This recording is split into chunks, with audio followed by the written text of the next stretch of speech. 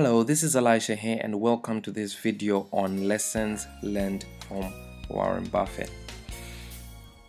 I'm going to start with his two famous rules which say don't lose money, never lose money. That's the first one, and the second one is don't forget rule number one. There's no way that you can make money if you're losing money.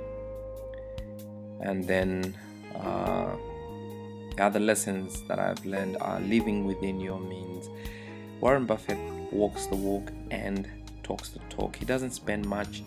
He still stays at the home that he purchased 40 years ago. At one time, he bought a hail damaged car because it was cheaper. And obviously, when you apply this in your own life, you have to adjust this to suit your goals and your ambitions.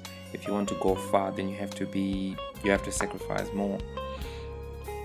Then another lesson that I learned is partnering. Warren Buffett partnered with Charlie Munger, and he has been with him for years.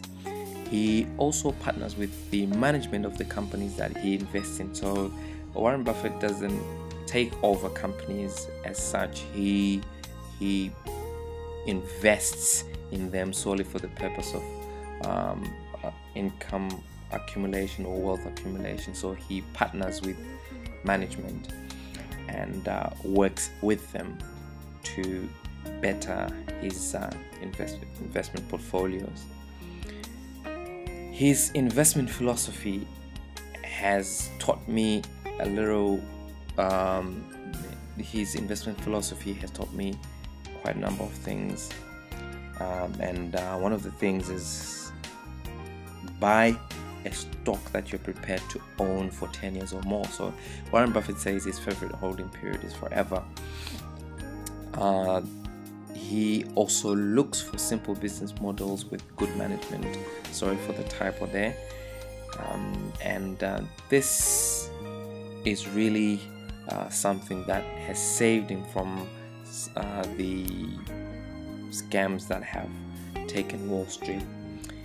He also buys into businesses that are doing so well that an idiot could run it, because he says sooner or later one will. So he buys simple businesses with simple business models that anyone can run, and these companies seem to do very well for him. Other people do well with other business model types that they invest in, but Warren Buffett chooses this, and I have seen the logic behind it, and I do the same with my investments. Also, on investment philosophy, he buys exceptional companies at fair prices rather than fair companies at exceptional prices, and this really goes to show that he wants to have a very high margin of safety on the stocks that he buys. And then price is what you pay and value is what you get. So go for companies with price that is below the value. So this will say that value is what you get. So for a share, value is really the capital gains or the rise in price plus the dividends discounted back to the present. And obviously price is what the stock market quotes, and this varies with market sentiment. So prices can go up in a bull market and they can go down in a bear market.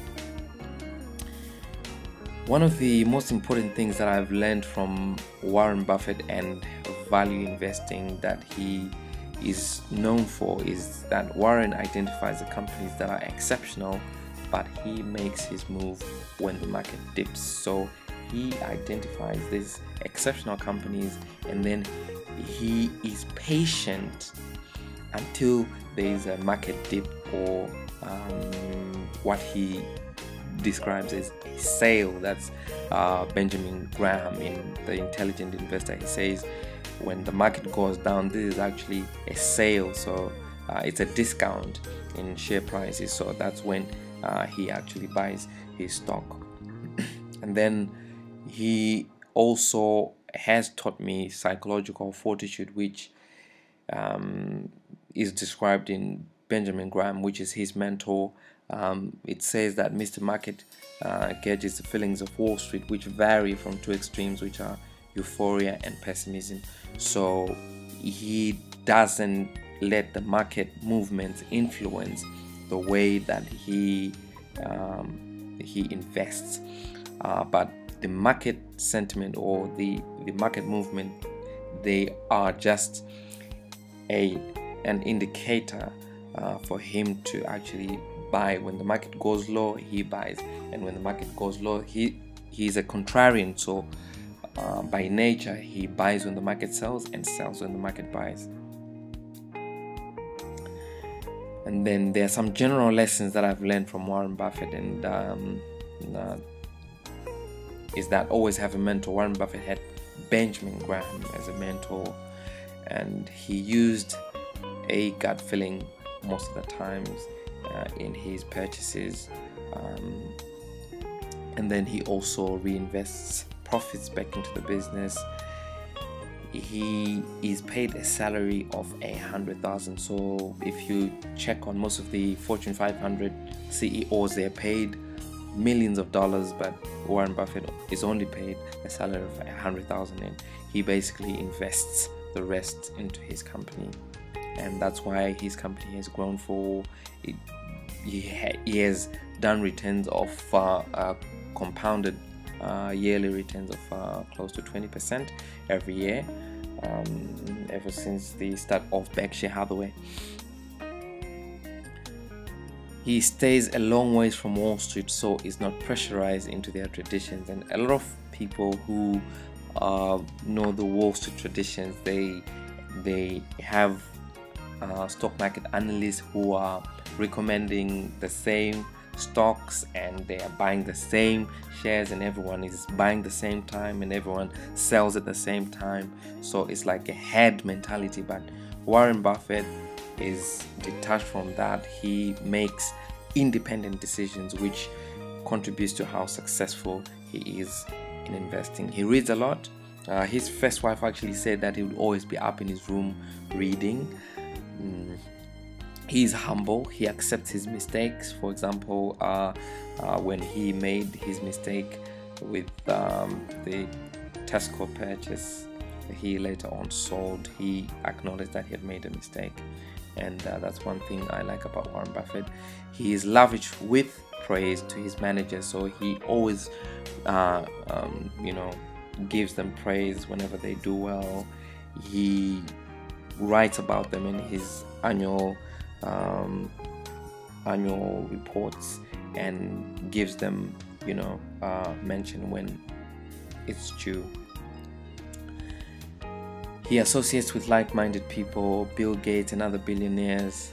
This doesn't mean that we should not associate with poor people or people that are below us, but we will gain more from spending time with people who are like-minded. And there's a saying that goes, you're the average of the 5 people that you associate with. And then he also says that we should stick to what we know. He calls this a circle of competence, and Warren Buffett has been in his game for over 50 years now. So Warren is hardworking. This is a very obvious fact. He still tap dances to work at the age of 80. He also gives about 4% of his wealth to charity every year through the Bill Gates Foundation, and this is very, very important, especially as a person of faith. I also give about 10% of my income every single year. This is very important as well, so for Christians and non-Christians alike. So the conclusion is that most people in the richest list are investors, and Warren Buffett is one of these people, and he is one of the best investors of all times. And I just personally learned from these people, and by learning from the best, you actually improve your chances of success. Sorry for the typo there. and you may not want to be a billionaire, but these tips will help you live a comfortable life. So you might not even be a millionaire, but you might use some of these tips to pay off your mortgage, pay off your credit cards, and just live a life of freedom, which you can do your things in your own time, have free time to spend with your kids and family.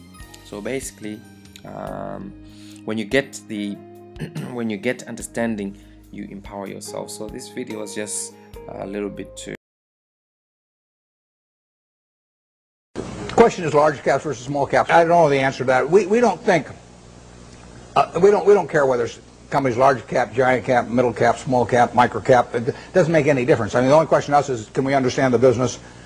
Do we like the people running it? And does it sell for a price that is attractive? The wonderful business, you can figure out what will happen. You can't figure out when it will happen. You don't want to focus too much on when. You want to focus on what. If you're right about what, you don't have to worry about when very much. When you look at the future, there's also the argument made that this is something that goes with your philosophy today. Get out of cash and get into assets, because we don't know what's going to happen to the dollar.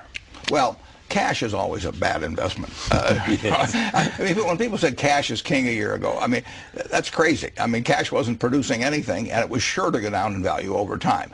On the other hand, you always want to be sure you have enough. I mean, it's like oxygen. You want to be sure it's around, but you don't need to have excessive amounts of it around. And no, I'd much rather own a good business than have cash.